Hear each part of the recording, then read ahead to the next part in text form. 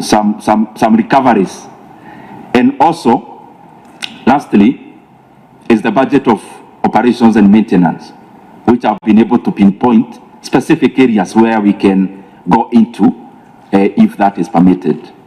Thank you very much. I submit. Yes. When you are the chair of the Budget Committee, the VAT on fuel was 16%. Now it is 8%. And you want to propose that it moves to 0%. These innovative ideas, why didn't you use them when you are the chairman and bring them up when you are the chairman at that time when it was 16%? Secondly, Chair, in these areas which you have mentioned that they have witnessed abnormal increments, were these increments in the various sectors, were they there when you are the chairman, or you've just noticed them when you are not the chairman? Thank you. Thank you. Next question. Honorable Chairman, thank you. I want to thank the Honorable Ndindi for finding time to come and appear before this committee. All of us are here members of Parliament, and we understand the constitutional role of the Member of Parliament is legislation, oversight, budget making, and representation. These are very important, generalized suggestions. Have you thought of contextualizing the same into a bill that will go through the legal, public, administrative, parliamentary stages? Because you can see some of the things that you're suggesting is not something that can be done through a roadside declaration. Two, and maybe these I expect either yes or no, you're also aware that the budget making process, first and foremost, is constitutional.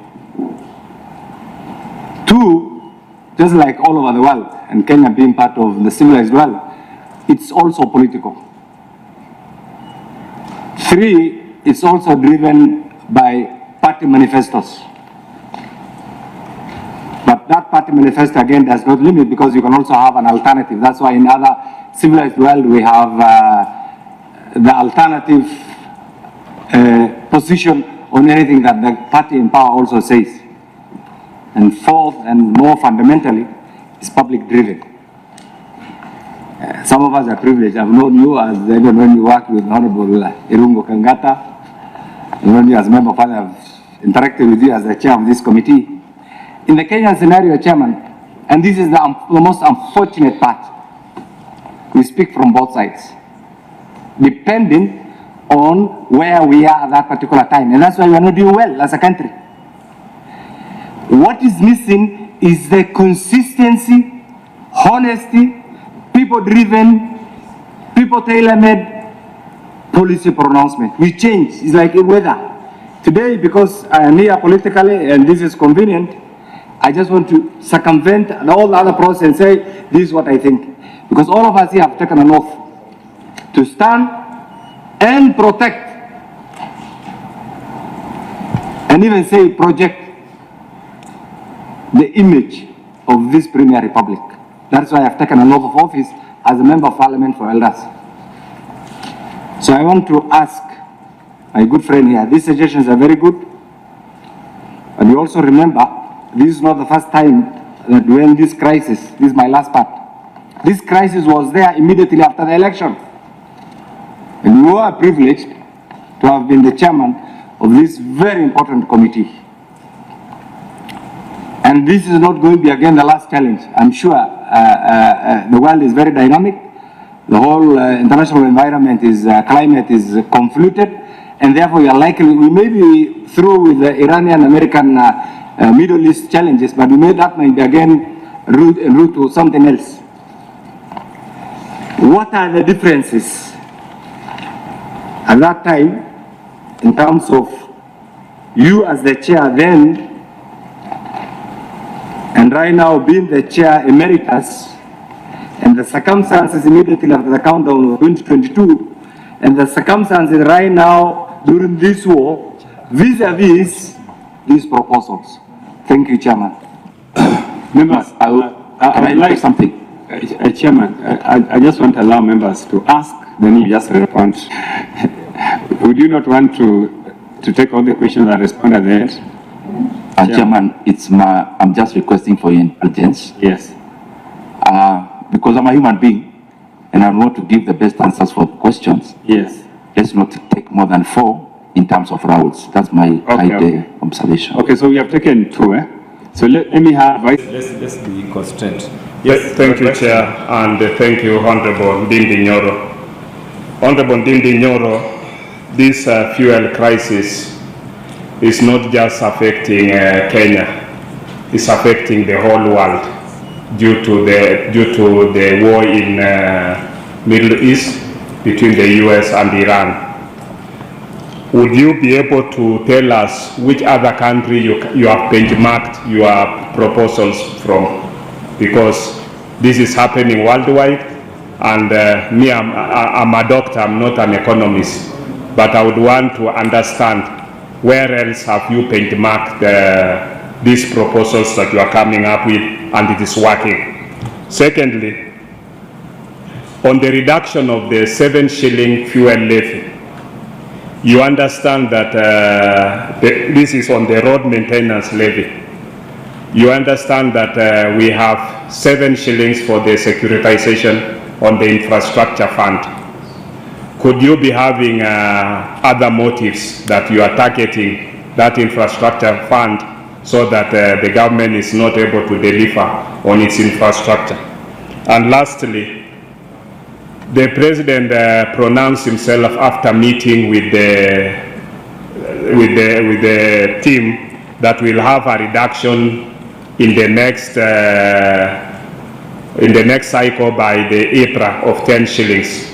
But there was this other reduction which was agreed between the transporters of 10 shillings. You made a statement that it seems it's not very clear. But when as a layman, when I go to the petrol station, I'm able now to put fuel into my car diesel at 232. Initially it had gone to 242. So how do you understand that 10 shillings reduction? Is it not happening, or you seem not to have a very clear understanding of that reduction? Because I think there are 2 reductions. One will occur in the next cycle, and this other one occurred instantly when the team met and agreed to suspend this, to stop the strike. Thank you, Chair. That you're the last, then the Ndindi can respond. Thank you, Chair, and thank you, my brother, Honorable Ndindi Nyoro, for your presentation. And first of all, most of the proposals, I think, should come from Parliament as bills, from what I've gone through. Number 2, my brother, the Vice Chair, has spoken about it. The 7 shillings that you want reduced from RMLF. When you were the chairman here, we had an issue of stalled roads that we could not be able to get funding for. Out of wisdom from other sources or other people, we were able to securitize that money and were able to pay pending bills, and the roads that had stalled were able to be done, and new roads are currently being done because of the securitization that some wise people somewhere sat down and thought about it. When you say we reduce that money, you want to tell us, you want us to go back to where we were when you were the chairman of the Budget and Appropriations Committee. Lastly, you have spoken about the confidential vote. This confidential vote has assisted this country. Honorable Nyakundi, I don't think Okay. has spoken about. Okay, just let me leave it at that. On the RMLF, I don't think we should go that way. as a committee or as parliament, because the securitization has helped us in supporting all the stored roads and started new roads. Thank you, Chair. Ndindi, you can respond quickly, then we can take the second phase of questions. Thank you very much, Chair, and I will start with the Honorable Chikati. Honorable Chikati, as you are all aware, being a member of this committee, economies are dynamic. I've been consistent on what needs to be done when it comes to such a time like this. Because you asked, the VAT was 16 then, it is now 8, and I'm proposing we take it to 0. It's actually not the first time Kenya is having a tax exempt in terms of fuel prices. Before it was 8 before, it was actually 0. But this is the reasoning, Honorable Chikati. The reasoning is that global oil prices, just the economic parameters, are dynamic. That time, we have had a summer in terms of fuel prices globally, averaging $60 per barrel. Now we are talking about, today it was $90 per barrel. But previously it has been $100 per barrel. And if you look at my proposal, the more the reasoning that this is for in the intervening period of 6 months. So, even when you want to bring the issue of having been chairman of budget, it is always, or it is important, you contextualize that through facts. The second thing, you asked, and now attaching the same question to Honorable Kainan, what did you do then? Because this was purely, the question is majorly about, you are chairman of budget, what did you do? I'm very proud of the interventions that we did. When I came in, the first business that we had in this committee was actually the appropriation of 45 billion Kenya shillings in fuel subsidies. So I walked the talk then. I am walking the talk now. It is this committee that did it. Honorable Chikati, you are part of this committee. It's not my responsibility to remind you of what we did.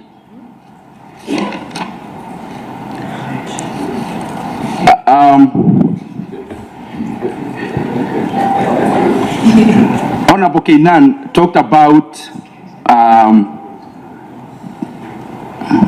again, about why not do it as a bill.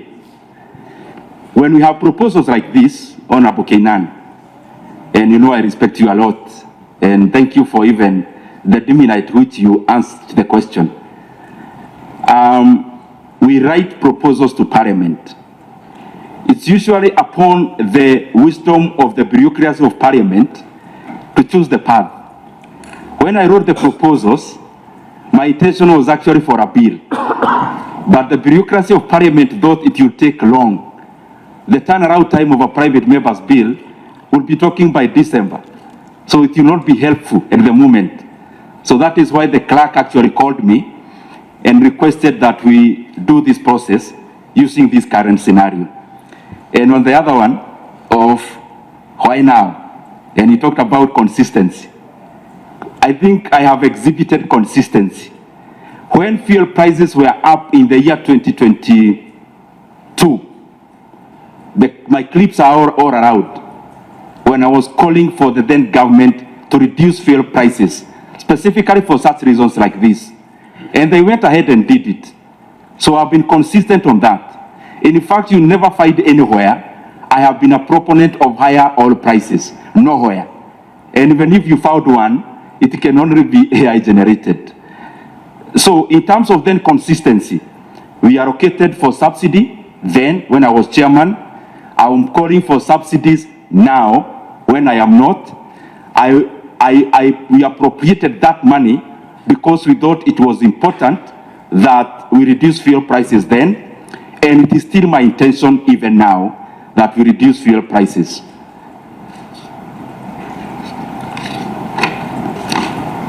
The Vice Chair, Honorable Pukose, the first thing was about fuel prices and which countries I have benchmarked in terms of the interventions.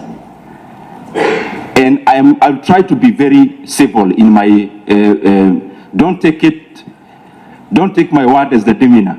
It's only that I don't have more other words to replace with those. As a member of parliament in Kenya, My ambition should be for other countries to benchmark with Kenya. It should not be for me to benchmark with other countries. So I'm doing this because it is right for Kenya. I was elected as a member of parliament to sit in the National Assembly of Kenya. And one of the duties is not to benchmark with any other country. It is to make our country a model so that other countries can benchmark with us. And that is why I have brought forth the proposals which are objective. But if you ask the question subjectively, I also reserve the right to answer it subjectively.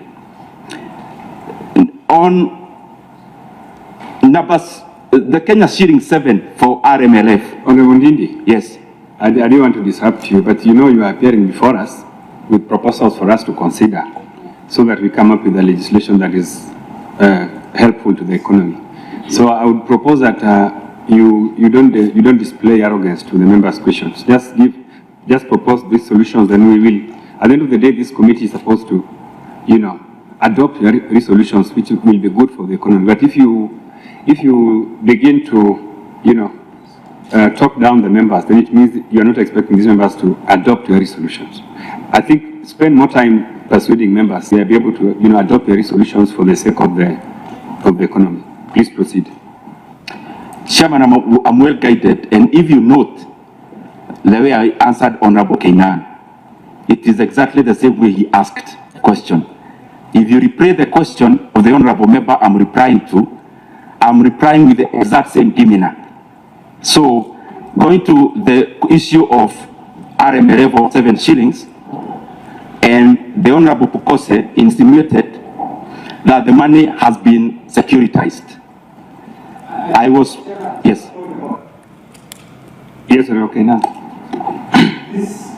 I have a lot of respect for my good friend. This House of Records, we are aware, all of us are parliamentary practitioners, and the Honorable Ndindi Nyoro is an experienced legislator.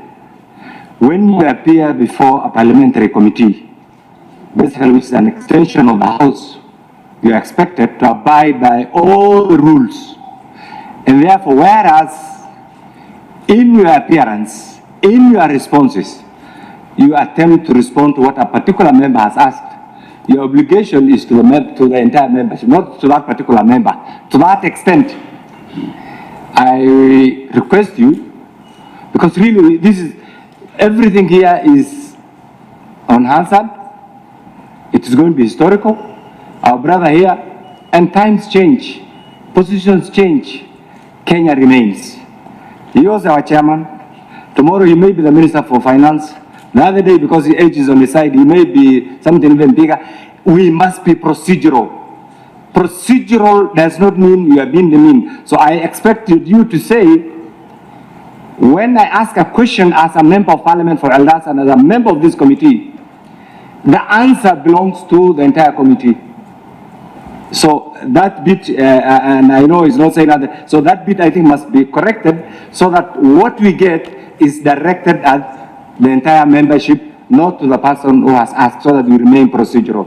I rest my case, Chairman. Just on a point of order. Yes, Vice Chairman. Chair, I'm not satisfied with the response about my question, because there is what we call evidence-based. And the reason why I was asking is that this is a global phenomenon. From my point of view, even as a medical doctor, we've had outbreaks of Ebola, you've had outbreaks the other day of Corona, yeah? And we borrow evidence from other areas on what they are doing. They are doing immunization. So this is a global phenomenon. And I would expect it, fine, you are an economist, I'm a medical doctor. I would have expected this has not happened anywhere. These are my original proposals, and that would be satisfied, that it has not been done in any other country. I would be satisfied with that answer, yeah? But because once we must be able to respect each other's professions. If it's an economic question, I'll ask you. If it's a medical question, I'm the expert on that. I'll be able to advise you. So I was asking, just as a layman, where has this happened? These proposals you are coming up with, they look brilliant, but where are they coming from? Are they your original, or you've copied them from somewhere else? That's the question. Thank you. So, Honorable Ndindi, I think the point raised by the Honorable Kainan is valid, that you are responding to the committee. The questions are not for the individual members who ask them. So please desist from responding in a manner like you are trying to, to respond to the questioner. Let us let your feedback be for the benefit of the entire sitting and the entire committee. Thank you. You can proceed. And I'm well guided. It was just the atmosphere that was there before, and I'll try as much as possible to be objective. But I also request you that even in the asking of the questions, we also be objective. Honorable Vice Chair, these are my original proposals, but there are other countries that have done something about oil prices. Many of them, I just highlight a few. A country like Zambia, they have done something around VAT, and others. However, I have only read that qualitatively. The reasoning for this Honorable Pukose and Chair is that the proposals, where you may need some evidence-based, it is a place where you may not be able to quantify. Now, my proposals are quantifiable because it's only purely about money. It is either money, forfeiting money, or spending money. And that is the reasoning, members, that I didn't find it fit to borrow these proposals from any other country. Maybe piecemeal, but not holistic. Yes, they are my original ideas.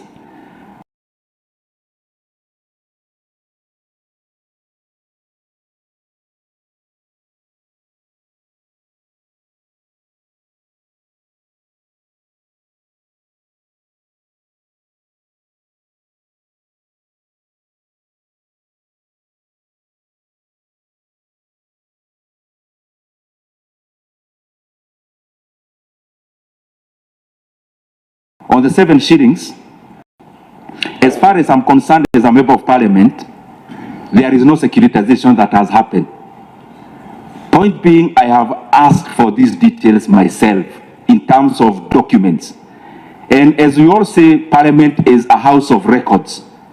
I have done that as a member of parliament to seek for the details of securitization. I would actually request, if this committee has any document on securitization, they actually share with Kenyans. However, I have gone further because I knew this may come up. I have actually also written to the clerk of the National Assembly in terms of reducing excise tax and duty by Kenya shilling 7. So if there is a handicap in terms of these 7 shillings, there is a fallback position. Yes, Ndindi, you have been doing very well. Since you came, I think you did. But now, to the extent that you are suggesting that that securitization does not exist, I think you have moved from a factual appearance before us to our political side. We are sliding to a political side where now you want to start doing politics. I want to persuade you that you continue the same stretch you started, where you are focusing on the facts and the details of how we can help the oil crisis. If you suggest that there has been no securitization in the country, you know that is politics, my friend. So I think, please come back to the stretch of presentation you have been doing, where you have been giving us factual facts on how we can resolve this crisis. Please come back.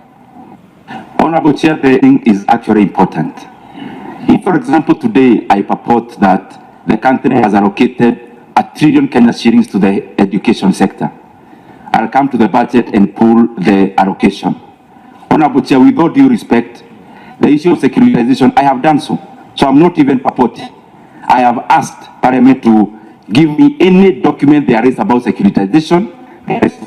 However, even if you have to jump that the RMLF is 25 shillings.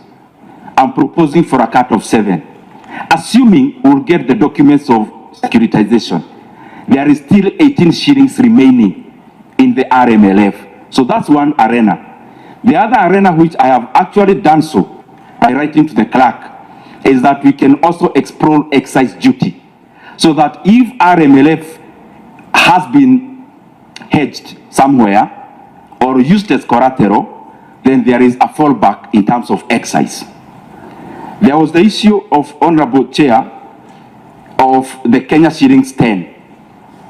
And to use your words, because Chair, allow me also, because talking is just not listening, is also feeling. The Chair said, and actually to use his words, don't you understand that the Kenya shillings 10 that was talked about in Nairobi, there is an extra 10 shillings that was talked about in Mombasa? Honorable Chair, Honorable Pukose, through the question you asked, I understand fully and completely. Subsidies are given monthly. That is why money is provisioned in the monthly basis. So when I start and say today that the diesel prices will be lower by 10 shillings next month, the base is always before the subsidy. And that is why I say that it was not clear whether it was additional. I have, Chairman, before appearing here, I have gone through the communications, both in Nairobi as it was made and in Mombasa by government. I never found the word additional. So if it's 10 shillings is still there as we talk, because subsidy is given monthly. It's not a law that we make that we have brought down the fuel by 10 shillings. It is money that is provisioned every month from the Fuel Stabilization Fund. So I hope you're on the same page. Whether it is additional or we are persisting with the current 10, only the government can clarify.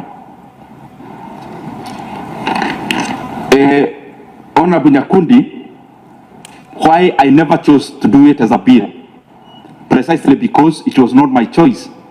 I wrote to Parliament, Parliament chose this route, and I'm happy with it because probably it's shorter. Because as a bill, you know, it will be a money bill. I'll still come back here. And I know the kind of program you have around this time. Honestly, as the Budget Committee, I don't think you'd have time for money bills at the current timelines. So I would then have to appear before this committee after June. But that was not my decision. I wrote my proposals to Parliament. It is Parliament that chooses the most efficient path. The issue of 7 shillings RMLF, the same answer that I gave. In terms of confidential fund, Honorable Nyakudi, maybe you had pre-programmed the question to ask me before I presented. The question about that matter was I overruled it. I ruled it. So I don't ignore. Don't comment about it unless you have something on it on your own production. No, I was just saying maybe he had pre-programmed the question to ask me before even I came. Maybe that's why he asked. I never mentioned that word anywhere, okay. But it could be part of my proposals. So, thank you. So, members, I think we don't need to take a lot of time. I think we have had a very good conversation. I think I want to make my final submissions. Matia and Honorable Ruth. Honorable Ruth, let's start with you.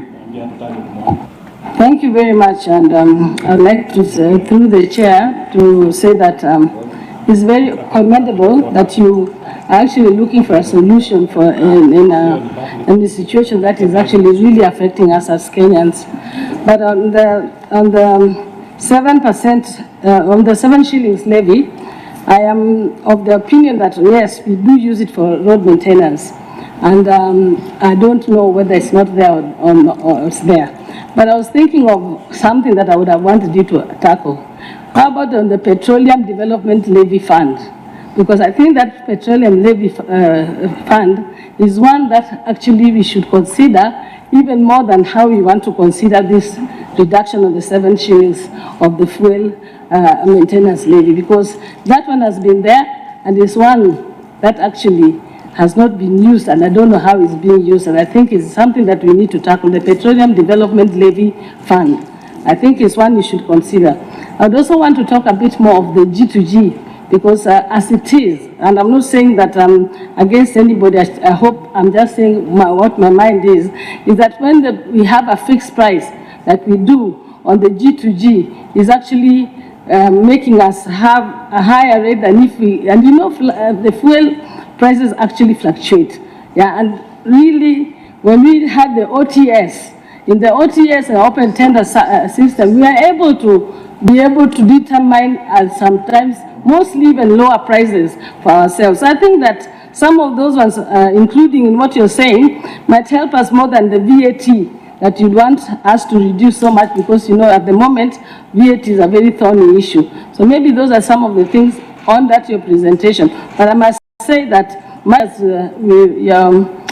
you're being bashed left and right somewhere or the other. But the fact that you're courageous enough to see that we could get a solution in Kenya is commendable. Thank you. But as we are dealing with this petroleum issue, the disruption, I mean, the pricing is the end result of the disruption of what we are getting. But listening to many analysts, the biggest problem is not actually the barrel. It is what contributes the components. During the war, we are calling it the Russian and Ukraine. It is the positioning of the map. So if you look at the Strait of Hormuz and all where this war is affecting, it has a heavier component in terms of pricing. And we might not, by the way, we might not solve this problem as long as this war is going on or this problem is going on. Number two, it's about the insurance of the ship. Actually, one of the reasons why we have high prices of petrol or petroleum products, it is not about the dollar barrel. It is the insurance that has been put, because this is about sinking of the ship and all those kind of things. So even as we look for solutions, I think I want to go back to what Honorable Bukosa asked you to benchmark, so that we have a better way of looking at it, even if we might not get the solution in good time. Thank you.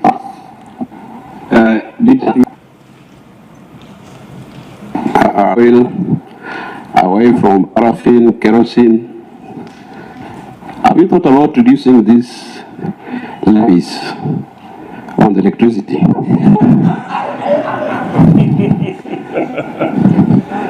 Yeah, because as we talk about diesel, petrol, the cost of electricity is also high. And I'm tempted to believe that you are not talking about it because you are personally a beneficiary of the output from Kenya Power. Thank you. Members, I think let Ndindi respond to those questions, then I'll make the final submission. About this proposal is a good proposal, but I wanted to hear from our good friend Honorable Ndindi Nyoro. If we reduce these 7 shillings, already we have some contractors who are undertaking the project in the constituencies. What will happen to those projects? Will those projects stop or stall? Because you have told us that this project can be done by domestically funded sector, but even those domestically funded sector, we have already some commitment to the contractors. What will happen to the currently committed project? Will they continue or they will be stored for maybe to be funded in the future? Thank you, Chairman. Yes, Ndindi, you can respond. Let me start with my sister, Honorable Ruth. I agree with you 100%, Honorable Ruth, and thank you very much for those kind words. They are very scarce nowadays from people like you and my colleagues. So when I hear one, it's an outlier. Honorable Ndindi. What do you mean? The political space has been taken over by opposition. Those united opposition, where you belong. So what do you mean? Are you not part of that team that is very vicious? What I mean, Chair, is that when I'm doing these kind of things, I am happy Kenyans are very encouraging. I'm receiving very many messages of encouragement, but to hear some from my colleagues are very rare. And that's why I want to recognize Honorable Ruth for that. And also other members who have commended me privately, like Honorable Naisura.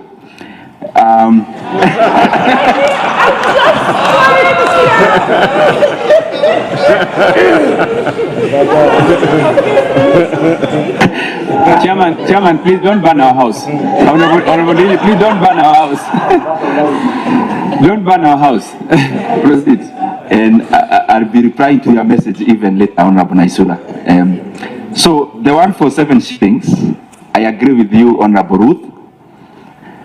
We need money for road maintenance, and the reason I say that, or in my submission, the budget is in threefold, almost equivalent. There is externally funded, we may not do there much, but there is a domestically funded budget for roads. We can cut off the 7, but then we put it through the other route. That's one. In terms of PDL, PDL is where the fuel stabilization money comes from. So we are still actually invoking it. Because if you look in my proposals, I have also proposing we get an extra 3.5 billion shillings to subsidize diesel further after these measures, so that diesel will be cheaper. So that is also in part of the proposal, but we can go further through your guidance. In terms of G2G, I may not answer here because it can be, but because you asked if the chair permits, I can go ahead. G2G, I share your opinions that we should open up the field. G2G makes our fuel more expensive. Honorable Ndindi, yes. I don't know whether I need to guide because your appearance with this committee is purely for the sake of looking at the revenue and expenditure side of the estimate. The policy issues to do with GTG, because those are policies that were taken elsewhere, in which this committee has actually no mandate. So I would like to urge you to just restrict your submissions and responses to the revenue and the expenditure aspects of your recommendations. OTS is under I'm guided, but it's only that it came up, but I'll shelve it to the right place. I think I'll urge my sister Ruth to direct that question to the right section, that department, maybe Department of Energy, Committee of Energy. Committee. Yes, thank you. Thank you very much. And before I go to the next one, thank you very much, Honorable Ruth. At least I know I have one supporter in the floor. Honorable Jamatia. You are forgetting Naisula also. Naisula is obvious. Honorable Jamatia,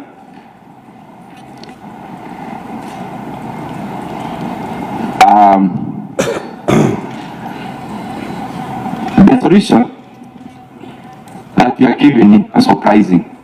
As I have shelved what I wanted to say, the jokes we used to have back then, because it's a very serious matter. We'll joke over the break time. In terms of Honorable Jamatia's question,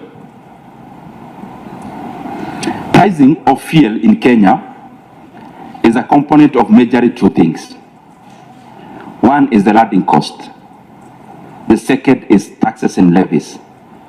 And actually the third is margins, profit margins for importers and marketers. If you take in, for example, super, landing cost, we are talking about 117 shillings. Taxes and levies, 74 shillings. Margins is around 17 shillings. The other ones are small levies. Now, in an oil producing country, you can deal with 2 things. Some are talking about one is static. It's not. You can deal with the landing cost if you are a non-oil producing country. And you can deal with the landing cost based on where are you sourcing the oil and which model are you using to source the oil. That is why if you look at the landing cost of the Kenyan fuel, it is higher than the other regional economies. So that's one. Because the way we are sourcing it makes our landing cost more expensive. The second thing is taxes and levies. Yes, point of order by Honorable Jamatia. We are Honorable Ndindi, we are here because of disruption caused by the war. And one of the biggest hindrance is insurance. So that is why, even if you want to deal with the landing, that one I'm okay. But the insurance on the shipping and the ship itself is what has costed this problem.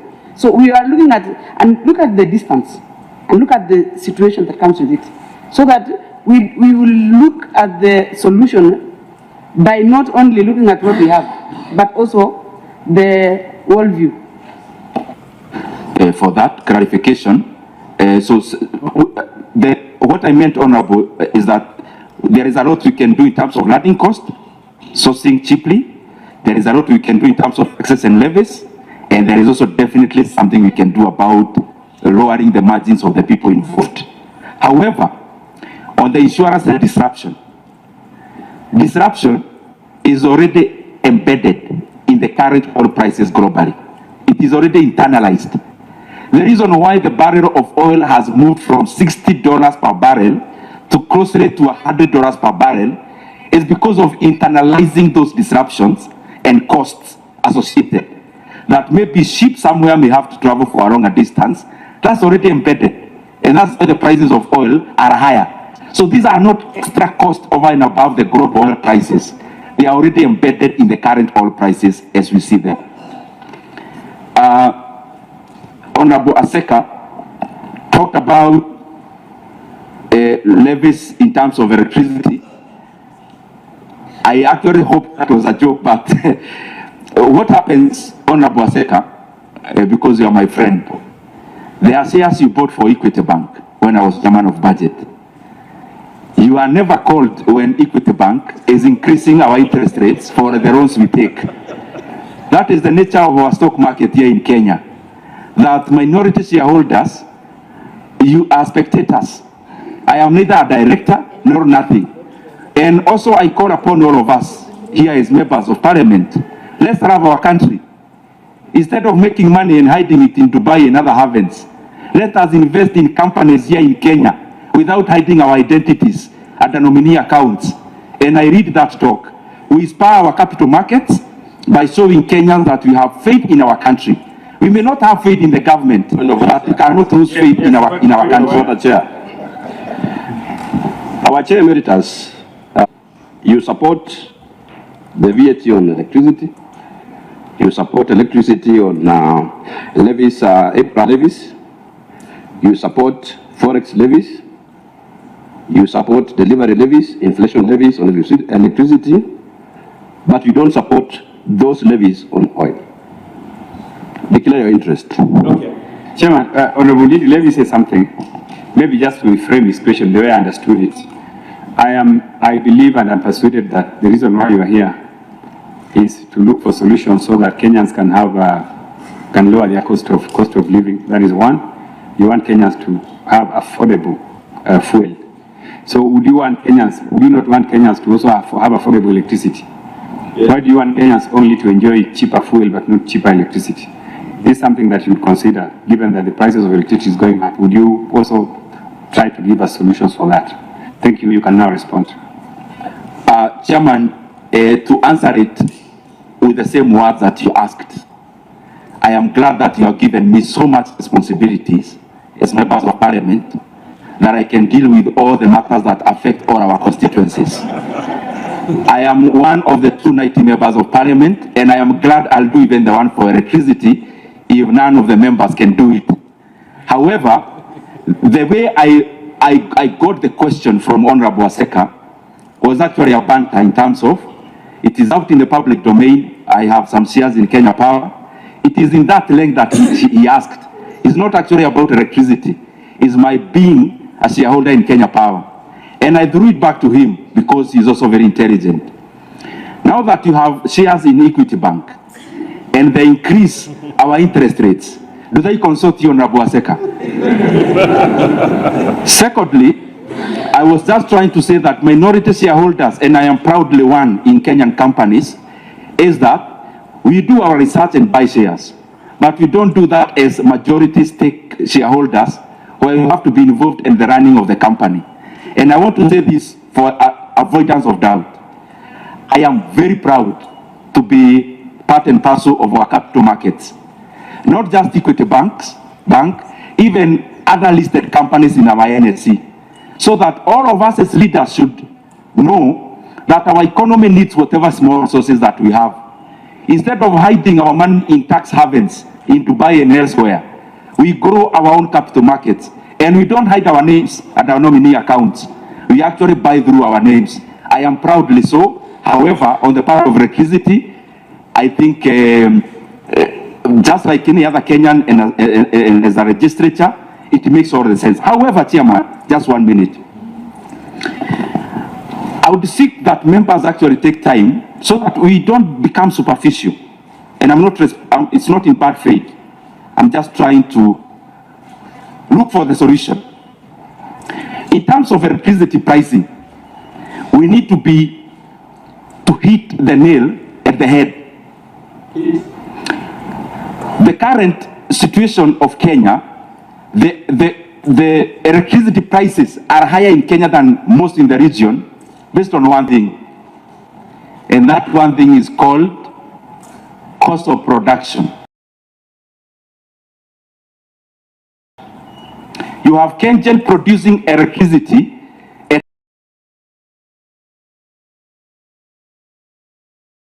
a third of what some of the IPPs are paid. IPPs are independent power producers. And as you all know here, these are politically connected individuals who own these companies. So Kenyans are made to pay a tax for higher production of electricity just because we are feeding into some political system. So if you look at the segmentation of what we end up paying, after Kenya Power collects the money, the profit margin of the district, not the profit margin,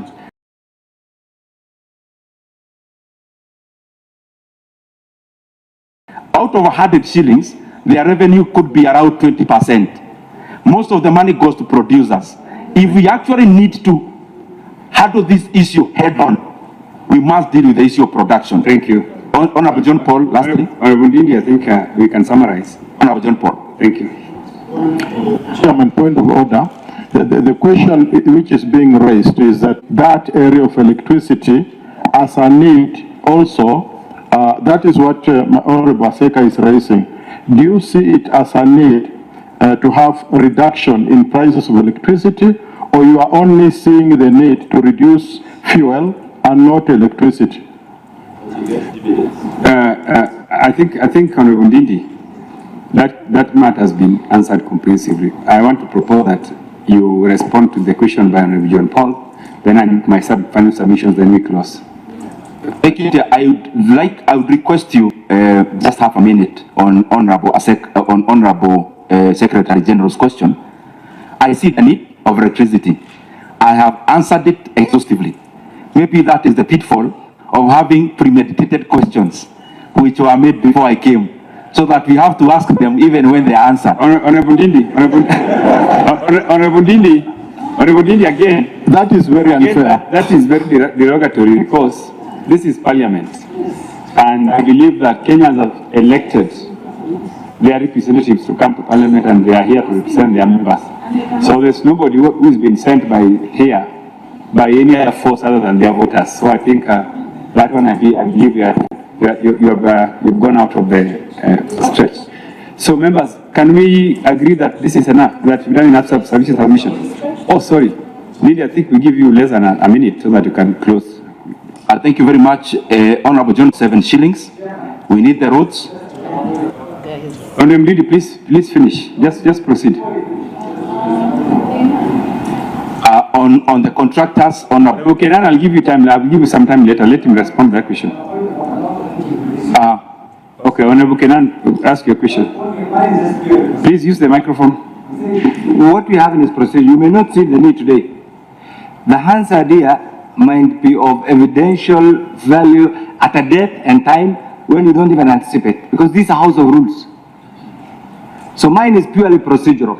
If in your wisdom, as the chair, and you enjoy delegated authority, like that of the speaker, you have had my good friend imputing an improper motive on the member of Tongarani.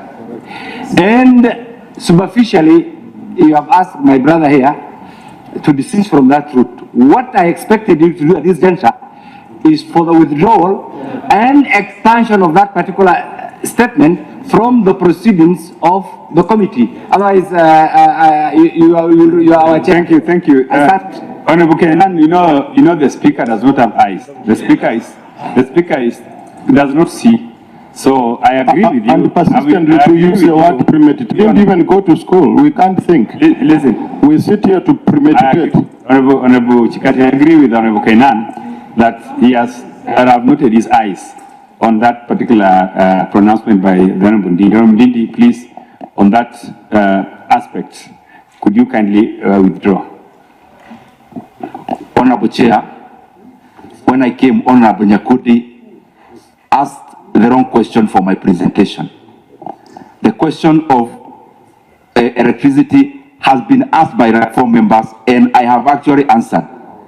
And therefore, it leaves me with no other alternative than to think, as I had been briefed before by some of you, that there are questions premeditated for me, and therefore, I can't withdraw an obvious thing. Honorable Ndindi, you know that is parliamentary, and that would cause us to disrupt this sitting, which we really need to close in a way that it was started. So if you insist on, using unparliamentary language on your colleagues, respected colleagues, because these are... I want to, again, persuade you to at least give his elector some respect by, removing the insinuation that he was given questions to come and ask you. I don't think that is the right position. Please withdraw that one, then we proceed. For the respect, let me paraphrase. Honorable Chikati, I had answered the question, and therefore I will withdraw the previous assertion. Thank you. Thank you. Now you can finish respond to the question by Honorable John Paul. Honorable John Paul was about 7 shillings, which I've also answered, about having contractors on the roads. I have, and I want to repeat here again and again, there is no document anywhere in Parliament about securitization. So we read it on news just the same way other members read it. Secondly, RMLF is 25 shillings. I'm proposing 7. There is still an 18 shillings remaining. So there is a lot of room. Very lastly, Chair, because I think these are my closing remarks, I want to thank you very much for this opportunity to have appeared before the Budget and Appropriations Committee. And also, I want to also to underline that you are all colleagues and I respect every one of you. And even in the start of this discussion, I was just trying to answer the questions based on the temperatures that had been thrown to me. But I'm glad that at the end of the day, we have been able to listen to each other and to hear my objective proposals. I request you, members, I know many times we are divided politically based on where we lean, but I want to request you, this issue of fuel is not just affecting the people of Kiharu. It is representing the people of the entire country. The issue is about the trade-off. We let the prices go up, they affect the economy, or we do something about it and arrest the cost of living going forward. I beseech all of us that we stand on the side of Kenyans. We look for solutions to lower fuel prices because it is possible and it is still in our purview. Thank you very much. Thank you very much. Just to say that the prices is not affecting the people of Kiharu. Are you aware that even these prices is not affecting the Republic of Kenya only, but it is the whole world? Thank you. Honorable Ndindi, I think that is how can I say? So what I wanted to say, Honorable Ndindi, is that I have looked at your proposal to us globally in terms of the effect it will have on the revenues, projected revenues. And I have seen that if we do implement what you have proposed, then we have to take a haircut of about 82.4 billion annually. And in 6 months, we have to take about 41.2 billion. This would mean about 2.8% of our projected revenue that we are going to lose. You have been the chairman of budget and you know the process of coming up with these estimates, which actually starts very far from the sectors sector meetings, sector working groups, and etc. And to that extent, I want to tell you, because we've been going through the BPS and all this, I want to tell you that there is really no place for us to cut. Even if we try to cut, we will not find anywhere to cut. We have cut our development allocation by about 100 billion.